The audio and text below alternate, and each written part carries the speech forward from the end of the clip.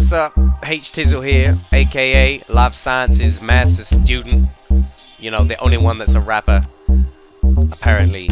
So I'm gonna tell you what it's like to be a student, but not just any student, because you know I'm gonna be a science pro. See 101, yo, west side of the QMC. Wake up in the morning about 6:30. I set many alarms, so I'm sure I don't miss getting up, cause I got a long day ahead. That's why I gotta get my ass up out of bed. I get downstairs and have some cornflakes and think about what I'm gonna wear today. But it doesn't even matter one bit at all, cause you know I wear my lab coat over it all. It's 8:30 and I get on my bicycle. Weather's so cold my butt feels like an icicle. Get my lunch from the local Sainsbury's. I usually choose a BLT or something with cheese. The journey takes about 10 minutes to cycle from when I leave my house to my arrival. Park up at the QMC and head on through, thinking about all the science that I'm gonna do.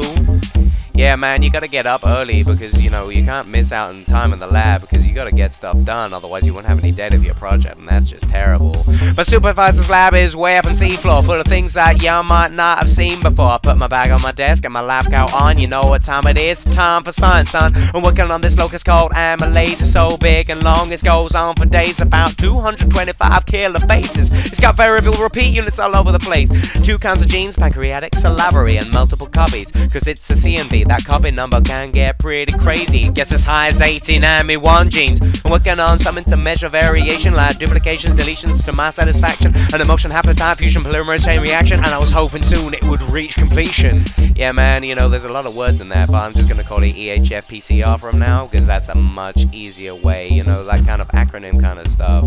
So let me guess, you wanna know how EHF PCR works? Well, now pay close attention, this is gonna go fast. I'm about to lay some knowledge down on your ass. First thing you gotta do is design your primers, gotta make them unique, there's nothing finer. Repeats make unique primers hard to design. Use cluster omega to get sequences aligned. So now you got both sets of amplicons, put them together, make an F2 primer 1. Put some of each into an F&DOF 2 with some of the buffer and the NTPs too.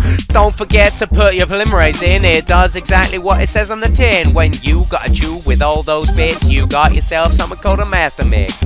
Man, you gotta mix your master mix, otherwise it wouldn't really be a master mix, would it? And like, you gotta make sure the mixture's good, because you don't want any one of your emotions to fail, do you? Now you got to aliquot out your master mix. You got to not forget to put in the oils for the emotion, and don't forget to clean your workstation. Now each sample's almost finished preparing. The Eppendorf caps need a tungsten carbide ball bearing. Once the bead has been inserted, you gotta close those tubes while they're inverted. Now it's time to make the emotion using high-tech, high-speed, high-power propulsion. Turn it up to 11 and make sure you check yourself before you wreck yourself with the vortex. You better vortex those tubes like there ain't no tomorrow, dude. Alright, that was weird. Alright, let's backtrack. These emotions are fine, I'm a connoisseur. Move them over to a thermocycler. Set it up for the PCR reaction. It'll take a while, time for some relaxing.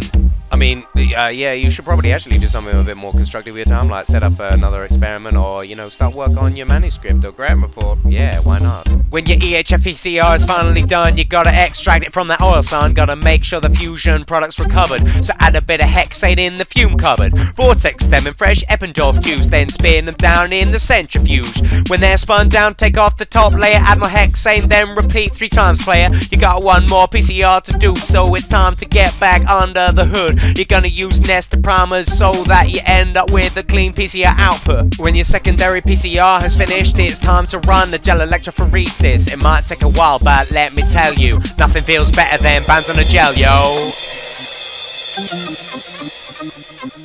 Big up to C10 Massive.